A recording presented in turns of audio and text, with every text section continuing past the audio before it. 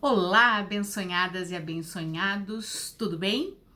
Vou iniciar este nosso vídeo hoje, essa nossa conversa, declamando para vocês um pedacinho de um poema muito conhecido nosso aqui do Brasil, que diz o seguinte: Minha terra tem palmeiras onde canta o sabiá, as aves que aqui gorjeiam não gorjeiam como lá. Minha terra tem primores que tais não encontro eu cá. Em cismar sozinho à noite, mais prazer eu encontro lá. Minha terra tem palmeiras onde canta o sabiá. Não permita, Deus, que eu morra sem que eu volte para lá, sem que desfrute os primores que não encontro por cá, sem que ainda viste as palmeiras onde canta o sabiá. São apenas 3 estrofes de um dos poemas mais conhecidos da nossa literatura brasileira, que é a Canção do Exílio de Gonçalves Dias. E tem uma historinha do Gonçalves Dias, quem é meu aluno sabe que eu adoro contar historinha, né? Eu brinco que são fofocas sobre os autores. No caso, não é uma fofoca, mas é uma história da vida dele que, apesar de ter escrito um dos poemas mais bonitos da literatura, no sentido de exaltação da pátria, e de ser um dos mais conhecidos dos nossos poemas, o poeta não teve o último desejo que ele põe na estrofe final atendido, né? Quando ele diz, não permita, Deus, que eu morra sem que eu volte para lá. Porque veja que lá é Brasil, cá no poema é Portugal, porque ele escreveu o poema estando em Portugal. Por que ele não tem esse desejo atendido? Porque quando ele estava voltando para o Brasil, no navio Ville de Boulogne, muito doente, tinha tuberculose, como a maior parte dos autores lá do romantismo brasileiro, da metade, mais ou menos a metade do século XIX, ele acabou morrendo no naufrágio.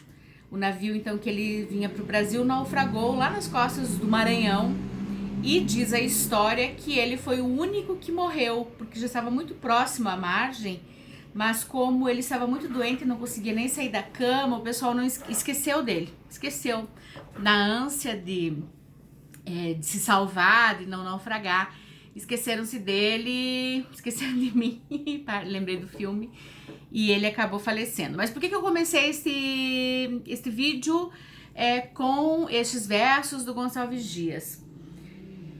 Porque ele trata de uma temática que é bastante discutida, tratada e vivenciada em muitos poemas, romances, contos, enfim, da literatura mundial, que é a questão do espaço, né? O espaço para a pessoa é muito importante. Onde ela vive, onde ela mora, como diz o carinha do Globo Repórter, onde vivem, onde moram, né?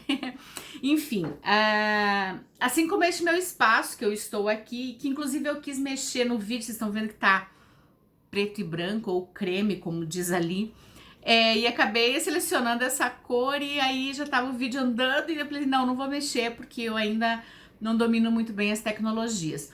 Mas o espaço pra gente, pro ser humano, ele é muito importante, né?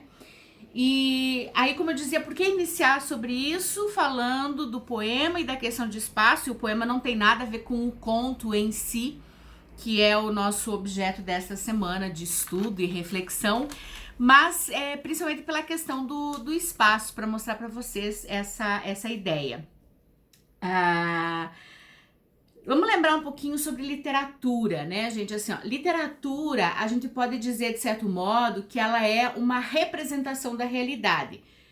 Percebam, não é a realidade, mas é uma representação da realidade.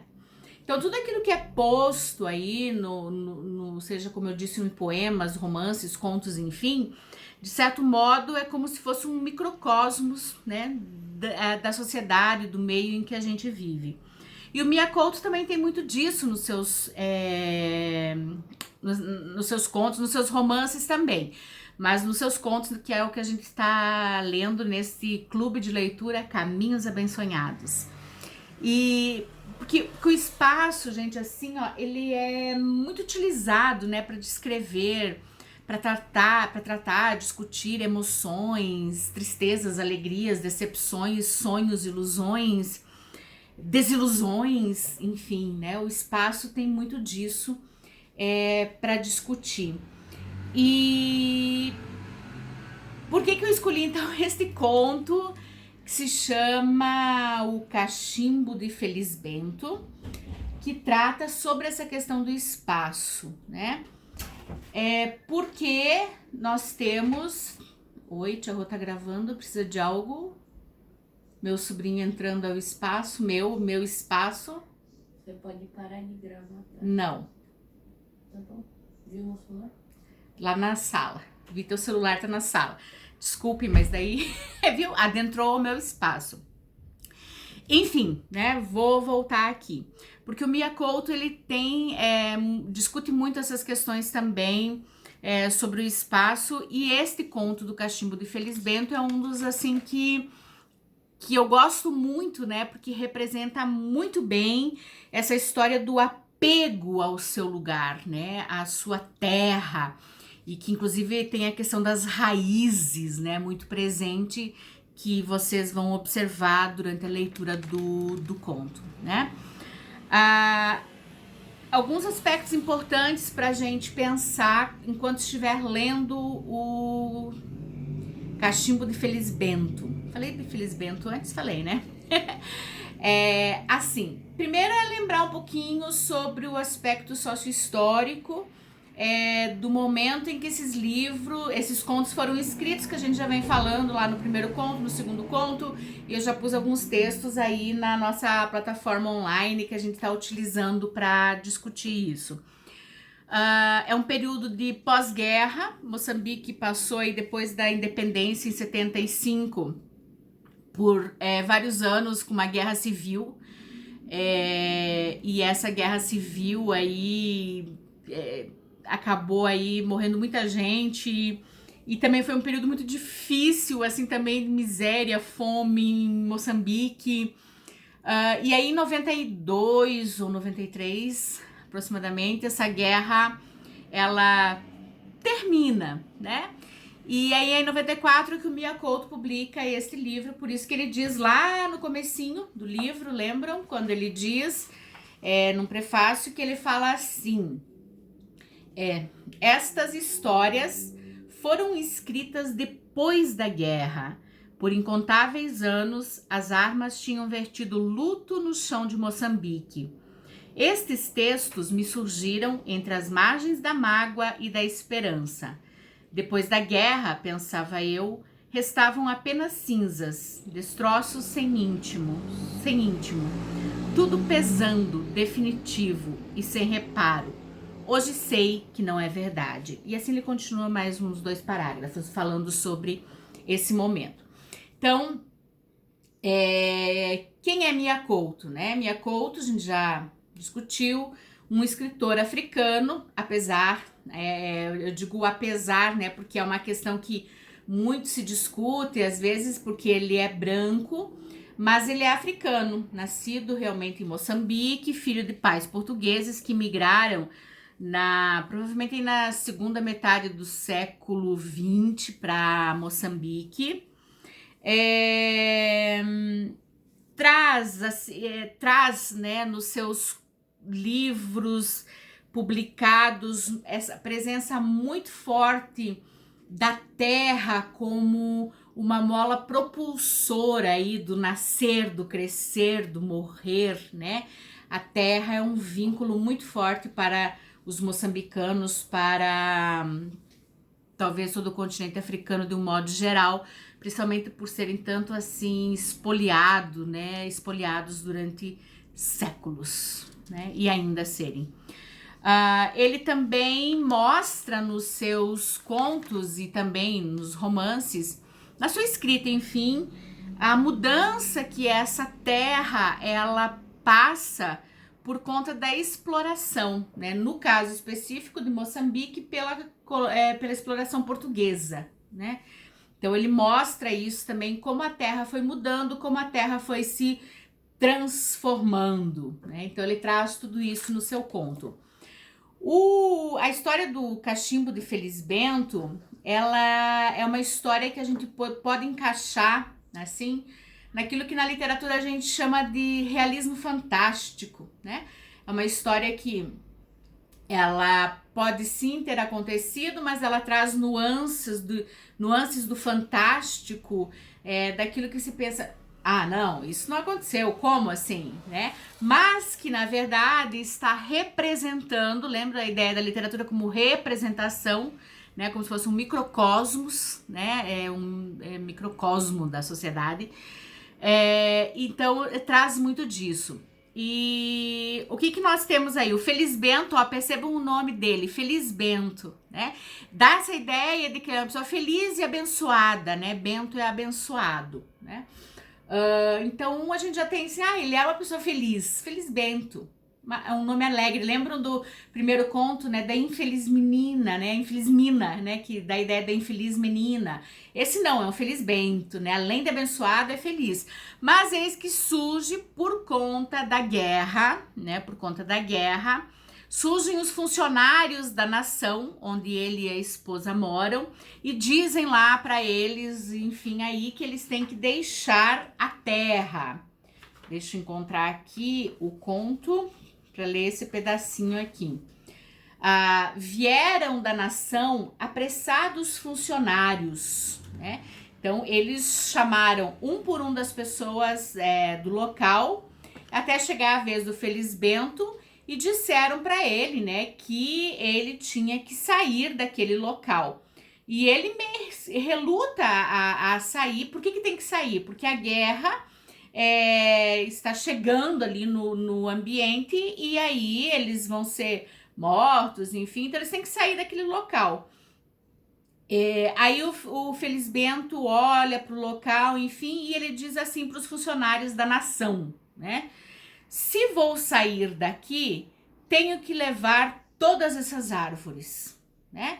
Aí o funcionário, diz o texto, economiza paciência, dá um prazo para o Felisbento e diz, olha, daqui uma semana, eu acho, mais ou menos, que mais semana eles voltariam e ele teria que ter saído de lá.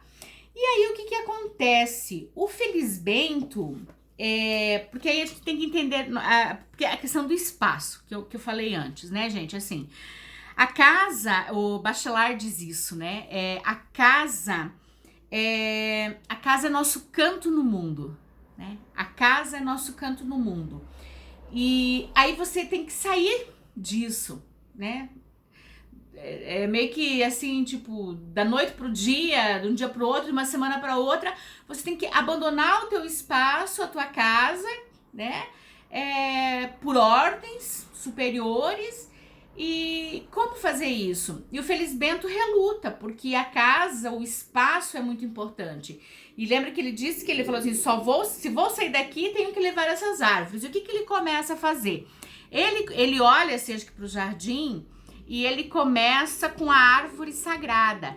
Veja que no texto não vai dizer, vejam, percebam, que no texto não vai dizer que árvore é essa, mas a gente supõe na leitura, pela importância que tem, por toda a mística em torno do baobá, né? O baobá, eu até peguei um livrinho aqui que eu achei, que eu tenho do Pequeno Príncipe, que é muito conhecido provavelmente de vocês, né? Aqui é um desenho, né, do livro Pequeno Príncipe, os 3 grandes baobás no planeta dele, né? Mas com certeza vocês já viram imagens do baobá, verso ali do livrinho do Pequeno Le Petit Prince, livro maravilhoso por sinal, né? Então assim, que lá em Moçambique e em outros países africanos ele tem uma importância muito grande, e lá eles chamam ele de embondeiro, né? Um nome diferente aí pro baobá. E enfim, a gente imagina que seja um baobá, por conta assim, das imensas raízes que ele vai. E aqui, gente, ele inicia esse trabalho dele, enfim, né? E um detalhe interessante, ele não corta a árvore, ele não corta, né? Então, ele vai mexendo na terra para sair com as raízes, né? Ele quer tirar a árvore, mas com as raízes, né? Eu acho que posso dizer, né, assim, que eu sempre digo para meus alunos, a gente não acha nada, né? Mas a gente acha. Enfim, que seria até uma metáfora, né, da própria vida, acredito, do Felisbento, de todo o trajeto dele, né, de vida, enfim. Eu não vou contar toda a história, óbvio, né, óbvio, porque eu quero que vocês leiam o conto e também façam as suas próprias leituras, porque lembrem que não há apenas a leitura, né? Existem leituras acerca de um texto, né? O que nós precisamos fazer lembrem-se da metáfora do iceberg, é sair da superfície e adentrar, enfim, aí, né, nas profundidades do texto, naquilo que está nas entrelinhas, que está submerso dele, né, para a gente realmente entender. Então, eu penso que o Felisbento é como se ele quisesse, ao ir cavocando, assim, para tirar as raízes, como se ele quisesse entrar no seu próprio íntimo, né? Buscar as suas raízes. Veja, ele não corta a árvore, né? Então é como se ele quisesse adentrar nas suas próprias raízes. É, na verdade, um grande discurso, no meu entendimento, de resistência, né? Um discurso de resistência. E aí eu fui procurar no dicionário de símbolos, um dos mais conhecidos que nós temos, que é do Chevalier e do Gerbrandt, né, dicionário de símbolos, qual o significado, por exemplo, da árvore. E aí olha que interessante, eu anotei aqui porque não ia decorar, né, mas o que eles dizem lá? Que a árvore é o ciclo da vida, né, ela reúne todos os elementos, A água circula em sua seiva. A terra integra-se a seu corpo através das raízes. O ar lhe nutre as folhas e dela brota o fogo quando se esfregam seus galhos um contra o outro. Interessante isso, né? Os 4 elementos aí. A água, a terra, o ar e o fogo estão presentes na simbologia da árvore. E também, olha que eu fiz um desenhinho, acho que não vai dar para ver, vamos ver, por causa da... Olha, é mais ou menos porque eu lembrei do Pequeno Príncipe, que era o autor, né, um péssimo desenhista, mais ou menos eu, né? Que também, o que poderia representar essa ideia aqui de 3 planos, de 3 grandes potências do cosmo, né? A árvore, então... no seu topo, no seu cimo e nos seus grandes galhos, representa as alturas, o desejo, né, da transcendência do ser, né, que é um desejo talvez inerente ao ser humano. Os galhos menores e o tronco da árvore representam a superfície, né, aquilo que está posto. E as raízes representam o subterrâneo, né? É aquilo que explora a profundidade. Então, acho que é isso que eu queria que vocês pensassem um pouco quando fossem ler o Cachimbo de Felisbento. Gostaria que vocês prestassem atenção também, eu não falei nada do cachimbo, mas assim, no final da história ele tem uma importância também, que vocês percebam. E é isso, né? Escolhi um pouquinho este conto pelo momento que a gente está vivendo, de isolamento, de resistência, e até por serem as pessoas mais idosas, as mais atingidas pelo Covid-19. Toma um golinho d'água, desculpem. As pessoas mais idosas, elas que é muito forte nelas essa questão das raízes, né? Então, pensar nisso. Enfim, deem uma lida, aproveitem. Eu espero que vocês estejam gostando. Eu, pelo menos, estou assim me deliciando realmente. Hoje à tarde, hoje é domingo, estou gravando esse vídeo, domingo 26 de abril. São... Nossa, São 9 horas e 30 minutos, 21 horas e 30 minutos. E eu li hoje à tarde muitas das respostas de vocês sobre o conto dos dois palhaços, né?